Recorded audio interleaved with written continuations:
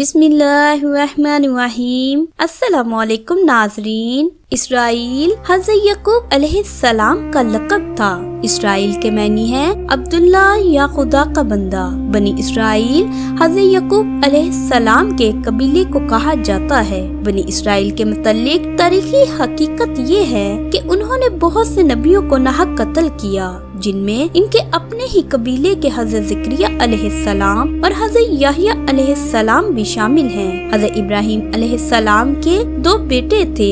بڑے بیٹے حضرت اسماعیل علیہ السلام اور چھوٹے حضرت اسحاق علیہ السلام تھے۔ روایات کے مطابق خانہ کعبہ، جسے سب سے پہلے حضرت آدم علیہ السلام، پھر اس کے بعد تقریباً 4000 سال قبل حضرت ابراہیم علیہ السلام نے اپنے بیٹے حضرت اسماعیل علیہ السلام کے ساتھ مل کر دوبارہ تعمیر کیا۔ حضرت ابراہیم علیہ السلام نے فلسطین کے علاقے بیت المقدس میں بھی عبادت گاہ بنائی۔ حضرت اسحاق علیہ السلام بھی وہاں عبادت کرتے رہے، مگر حج ادا کرنے صرف مکہ مکرمہ میں موجود خانہ کعبہ ہی جاتے۔ حضرت اسحاق علیہ السلام کے بیٹے یعقوب علیہ السلام تھے۔ بنی اسرائیل حضرت یعقوب علیہ السلام کی اولاد ہیں۔ بنی اسرائیل کی تاریخ در حقیقت حضرت یعقوب علیہ السلام کے ساتھ منسلک ہے، جسے ابتدا سے جاننے کے لیے حضرت یعقوب علیہ السلام کے بارے میں کچھ اہم باتیں جاننا بہت ضروری ہیں۔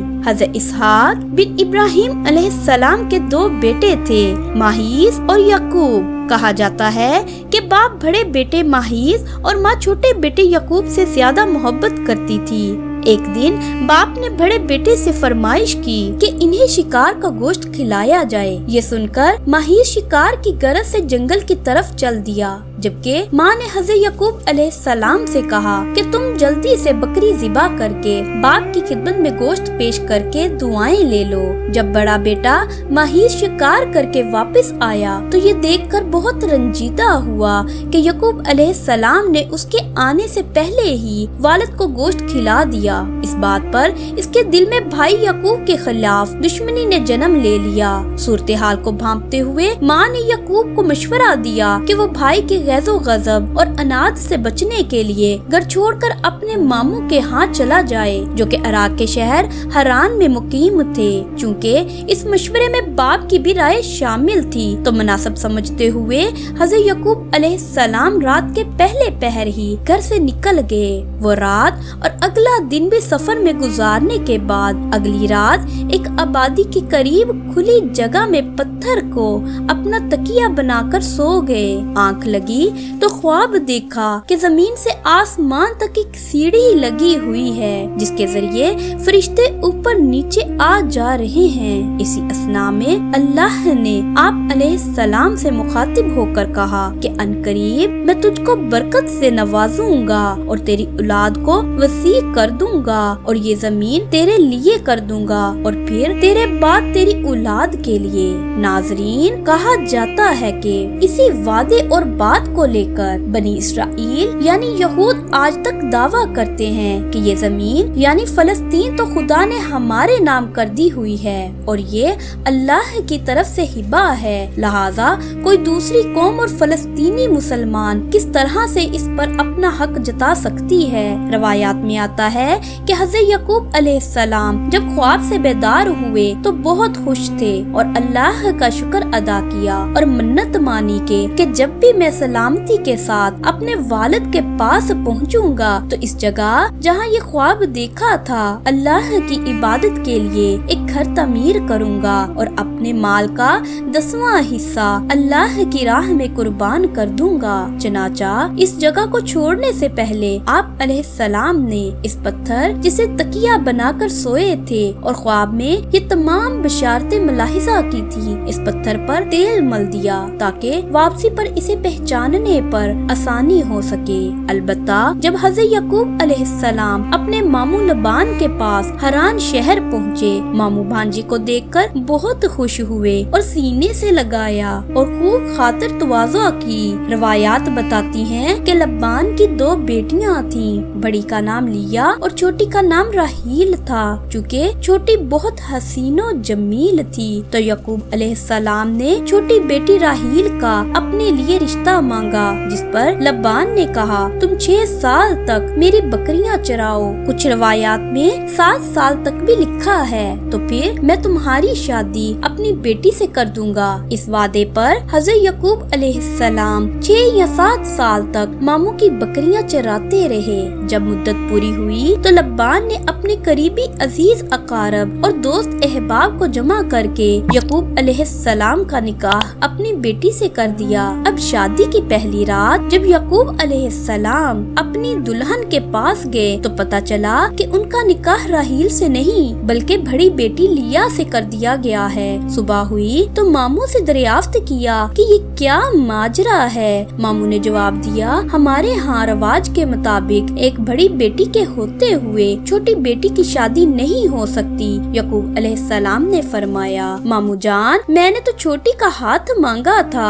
اس پر لبان نے کہا اگر تمہیں اس سے شادی کرنی ہے تو مزید 7 سال میری بکریوں کی دیکھ بھال کرنی ہوگی۔ یہ سن کر حضرت یعقوب علیہ السلام نے 7 سال مزید ماموں کی بکریاں چرانے کی حامی بھر لی، اور پھر جب 7 سال مکمل ہوئے تو لبان نے راہیل کی شادی بھی یعقوب سے کر دی۔ یاد رہے کہ اس وقت 2 بہنوں سے ایک مرد کی شادی ممنوع نہیں تھی۔ ناظرین روایات کے مطابق راہیل سے شادی کے بعد حضرت یعقوب علیہ السلام نے بہت کم وقت ہی ماموں کے پاس گزارا اور پھر اہل و عیال کے ساتھ اپنے وطن کنعان جو موجودہ فلسطین ہے واپس جانے کی اجازت چاہی۔ یہ سن کر لبان بہت غمگین ہوا کیونکہ اس کی دونوں بیٹیاں ان کے بچے اور بھانجے جس نے 20 سال ان کے پاس گزارے اب بچھڑ رہے تھے۔ اس نے یعقوب علیہ السلام کو مزید روکنے کے لیے کہا مگر انہیں اللہ کی طرف سے حکم تھا کہ اب واپس اپنے وطن کنعان چلے جائیں۔ ناظرین فلسطین کا پرانا نام کنعان تھا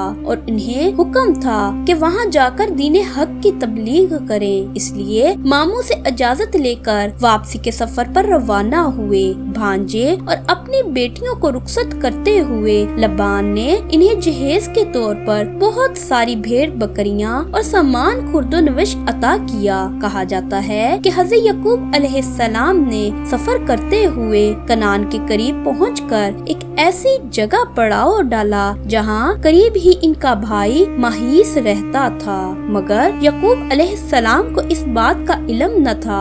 گاؤں کے لوگوں نے ماہیس کو خبر دی کہ ایک قافلہ خواتین بچوں اور بہت سی بھیڑ بکریوں اور ساز و سامان کے ساتھ حران سے کنعان جا رہا ہے اور قافلے کے سالار کا نام یعقوب ہے۔ یہ سن کر پہلے تو ماہیس پریشان اور پھر تعجب میں پڑ گیا، پھر جلد ہی 20 سال پرانی کہانی یاد آ گئی کہ ہو نہ ہو یہ میرا اپنا ہی بھائی یعقوب ہے۔ لہذا وہ 400 بھیڑ بکریاں اور ساتھیوں کے ہمراہ اس کی طرف چل دیا۔ جب حضرت یعقوب علیہ السلام کو یہ خبر ملی تو وہ بہت غمگین ہوئے کہ جس بھائی کی وجہ سے مجھے وطن چھوڑنا پڑا، اپنے والدین کی جدائی سہنی پڑی، اگر وہی آ رہا ہے تو مجھے پریشان کرے گا۔ مگر عین اسی وقت آسمان سے فرشتے نے آ کر کہا کہ غمگین نہ ہو اور بھائی کا استقبال کریں۔ یہ سن کر ان کی ڈھارس بندی اپنے ریوڑ سے کچھ جانور بطور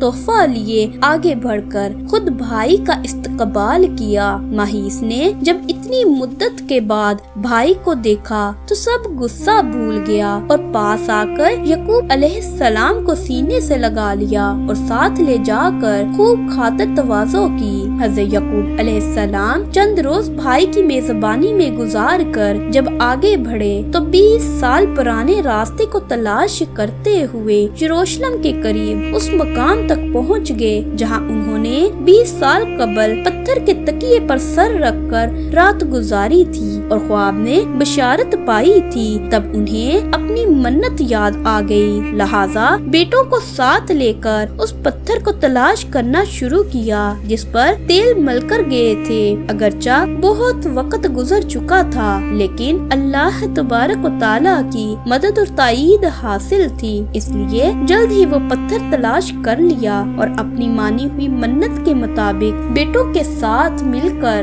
وہاں اللہ کا گھر تعمیر کیا جسے آج ہم بیت المقدس کے نام سے جانتے ہیں۔ حضرت یعقوب علیہ السلام کے بعد حضرت داؤد علیہ السلام نے اس عمارت کو دوبارہ دوبارہ تعمیر کیا اور پھر ان کے بیٹے جناب حضرت سلیمان علیہ السلام نے جنات کی مدد سے یہاں ایک عمارت تعمیر کی جسے یہودی ہیکل سلیمانی کے نام سے پکارتے ہیں۔ بتایا جاتا ہے کہ یہ عمارت رومیوں اور بابلیوں کے حملے کے نتیجے میں تباہ ہو گئی تھی، مگر اس کی ایک دیوار باقی ہے جسے دیوار گریہ بھی کہا جاتا ہے۔ آپ نے تصویروں اور ویڈیوز میں اکثر یہودیوں کو اس دیوار کے ساتھ کھڑے ہو کر تورات پڑھتے اور روتے دیکھا ہوگا۔ یہودیوں کا یہ بھی ماننا ہے کہ مسلمانوں نے اپنے دور اقتدار میں عین اس جگہ پر مسجد اقصی تعمیر کی کہ جہاں کبھی ہیکل سلیمانی موجود تھا۔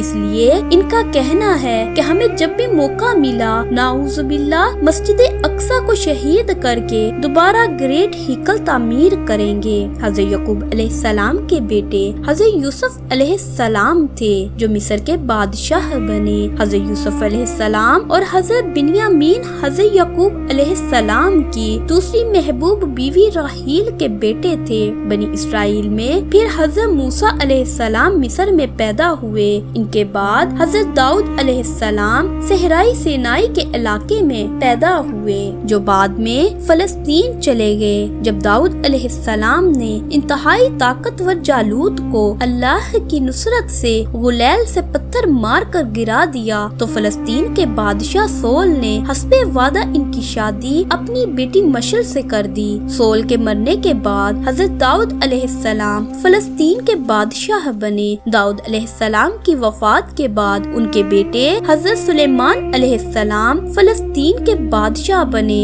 اللہ تبارک و تعالیٰ نے ہوا، جن اور ہر قسم کے جانور حضرت سلیمان علیہ السلام کے تابع کر دیے تھے۔ 961 قبل از مسیح سے 922 کے درمیان حضرت سلیمان علیہ السلام نے جنوں کی مدد سے مسجد اقصی جسے یہودی ہیکل سلیمانی کہتے ہیں اسی جگہ تعمیر کی جہاں ابراہیم علیہ السلام نے عبادت گاہ تعمیر کروائی تھی۔ 586 قبل از مسیح میں یہ ریاست دو حصوں میں تقسیم ہو گئی۔ جنوبی علاقے پر بابل کے لوگوں نے قبضہ کر کے عبادت گاہ مسمار کر دی اور بنی اسرائیل کو وہاں سے نکال کر اپنا غلام بنا لیا۔ اس کے 100 سال بعد بنی اسرائیل واپس آنا شروع ہو گئے اور انہوں نے اپنی عبادت گاہ تعمیر کی، مگر اس جگہ نہیں جہاں حضرت سلیمان علیہ السلام نے عبادت گاہ بنوائی تھی۔ 333 قبل از مسیح میں سکندر اعظم نے یونان کی سلطنت میں اسے شامل کر کے بنی اسرائیل کو وہاں سے نکال دیا۔ 965 قبل از مسیح میں بنی اسرائیل نے بغاوت کر کے ایک یہودی سلطنت کی بنیاد رکھی۔ 100 سال بعد یہودی ریاست پر سلطنت روم کا قبضہ ہو گیا۔ 70 عیسوی میں یہودیوں نے بغاوت کی جسے شہنشاہ ٹائٹس نے کچل دیا اور یہودیوں کی عبادت گاہ کو مسمار کر کے انہیں وہاں سے نکال دیا۔ روم کے بادشاہ حیدریان نے یہودیوں کو شروع میں بیت المقدس میں آنے کی اجازت دی، مگر بغاوت کرنے پر بیت المقدس کے شہر کو مکمل طور پر تباہ کر کے یہودیوں کو غلاموں کی طرح شہر بدر کر دیا اور ان کا واپس بیت المقدس آنا ممنوع قرار دے دیا۔ 624 عیسوی تک فلسطین پر ایرانیوں کی حکومت رہی اور بتایا جاتا ہے کہ انہوں نے یہودیوں کو عبادت کرنے کی مکمل آزادی دے رکھی تھی، مگر انہوں نے مسجد الاقصی میں عبادت نہ کی بلکہ عرب عیسائیوں پر وہ ظلم ڈھائے۔ اس کے بعد بازل دینی حکومت آئی جس نے 636 عیسوی میں مذہبی پیشوا کے کہنے پر بغیر جنگ کیے حضرت عمر رضی اللہ تعالی عنہ کو محافظ اور امن کا پاسبان قرار دے کر بیت المقدس ان کے حوالے کر دیا۔ حضرت عمر بن خطاب رضی اللہ تعالی عنہ نے مسجد الاقصی کی تعمیر دوبارہ 639 عیسوی میں اسی جگہ کی جہاں حضرت سلیمان علیہ السلام نے تعمیر کروائی تھی۔ 636 سے 1918 عیسوی تک یعنی 1282 سال تک فلسطین پر جس میں اردن بھی شامل تھا مسلمانوں کی حکومت رہی، بس اس میں وہ عرصہ شامل نہیں جس میں صلیبیوں یعنی عیسائیوں سے جنگیں ہوئیں۔ اس وقت تک یہودیوں کو فلسطین سے باہر ہوئے 1800 سال انتقال ہو چکے تھے۔ بنی اسرائیل سے متعلق تاریخی حقیقت یہ ہے کہ انہوں نے بہت سے نبیوں کو ناحق قتل کیا، جس کا ذکر قرآن پاک میں بھی پایا جاتا ہے، جن میں ان کے اپنے ہی قبیلے کے حضرت زکریا علیہ السلام اور ان کے بیٹے حضرت یحییٰ علیہ السلام بھی شامل ہیں۔ حضرت عیسیٰ علیہ السلام بھی اسی قبیلے سے تعلق رکھتے تھے، انہیں بھی بنی اسرائیل نے ہی قتل کرنا چاہا، مگر اللہ تبارک و تعالیٰ نے انہیں بچا لیا اور انہیں اپنے پاس آسمان پر زندہ اٹھا لیا گیا، اور انہوں نے اپنے ہی کسی ساتھی کو عیسیٰ سمجھ کر سولی چڑھا دیا۔ تاریخ گواہ ہے کہ یہودیوں نے ہمیشہ ہی ظلم ڈھائے ہیں، چاہے وہ ان کے دور کے نبی ہوں یا آج کے دور کے معصوم فلسطینی مسلمان اور خلق خدا، آج بھی وہ یہی ظلم کر رہے ہیں۔ اللہ تبارک و تعالیٰ سے دعا ہے کہ اللہ فلسطین کے مظلوم مسلمانوں پر اپنا رحم فرما کر ان کی غیب سے مدد فرمائے، آمین۔ اگر آپ جاننا چاہتے ہیں کہ حضرت زکریا علیہ السلام اور حضرت یحییٰ علیہ السلام کو بنی اسرائیل نے کس طرح شہید کیا، ڈسکرپشن میں موجود لنک پر کلک کیجئے۔